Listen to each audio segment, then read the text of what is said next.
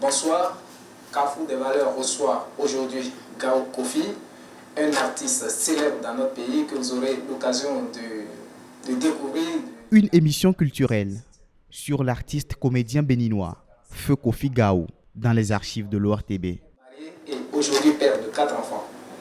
Les études primaires à Cotonou et à... Cet enregistrement vidéo fait partie intégrante de ce qu'on appelle patrimoine audiovisuel.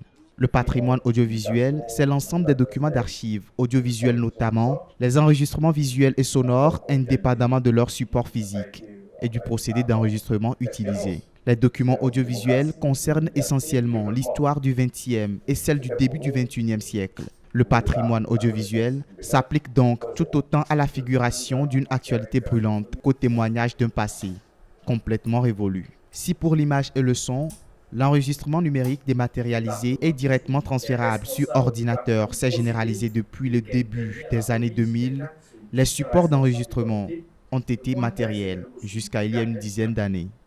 On retrouve ici au service des archives de l'ORTB des bandes argentiques pour les films, des bandes analogiques pour l'enregistrement vidéo, des cylindres ou disques mécaniques et des bandes magnétiques pour l'enregistrement sonore. Bonsoir à tous, bienvenue sur le premier but de l'international italien en Ligue 1 Uber Eats. Si certains anciens formats sont encore d'actualité, d'autres commercialisés à différentes époques du XXe siècle ne trouvent plus de lecteurs que chez les collectionneurs, d'où l'extrême fragilité de ce patrimoine.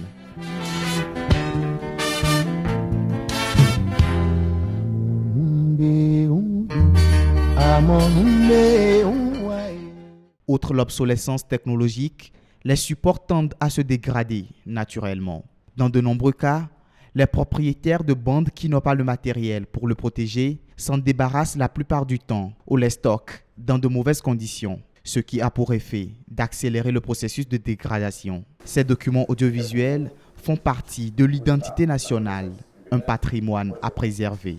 C'est pourquoi l'Organisation des Nations Unies pour l'éducation, la science et la culture, l'UNESCO, a mis un accent particulier depuis 2006 sur le 27 octobre, une journée dédiée au patrimoine audiovisuel, afin de sensibiliser l'opinion et les pouvoirs publics à l'importance de préserver cet héritage des générations précédentes.